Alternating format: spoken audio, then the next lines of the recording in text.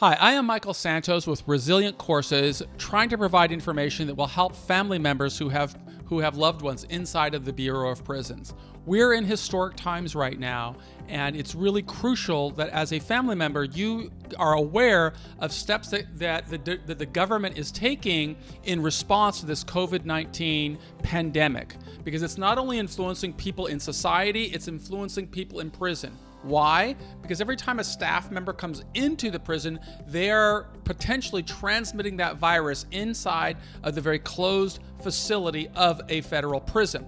And although staff members have an opportunity to self-isolate or practice good social distancing practices, the people in prison cannot. They share bathrooms, they share showers, their beds are very close together. There's no possible way to be 6 feet apart. And with people coughing and people walking around, it's really an important time. And so we really want to be in the know of what's going on, and we want to share with you some recent memorandums and developments that the Attorney General has put forth to direct the Bureau of Prisons to help as many people as possible transition into home confinement. Now, this is a historic order or directive. During the 26 years that I served, I had never once heard of the Attorney General directing the Bureau of Prisons to transition people from prison to home confinement. And so it's really important that people in prison really understand what they can be doing so that they can take advantage of this opportunity. Because the reality is it's going to be staff members who exercise discretion on who they recommend for a transition to home confinement. My suggestion to anybody who has a family member in prison is to really begin advocating on behalf of your loved one. If you don't know how to advocate on behalf of your loved one, I encourage you to find an advocate who is experienced in navigating the challenges of the Bureau of Prisons and working on behalf of your loved one. Because if there's ever been a time to get somebody from prison to home confinement, it's right now.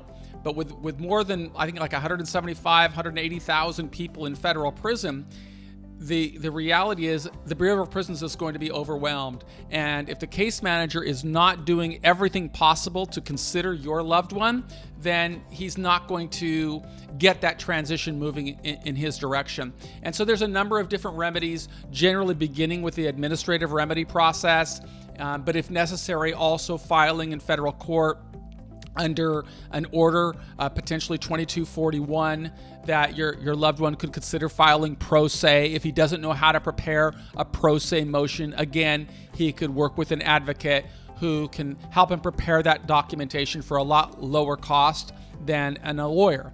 Now, the reality is you could just wait and see if he's one of the lucky ones that the Bureau of Prisons releases, or you can act.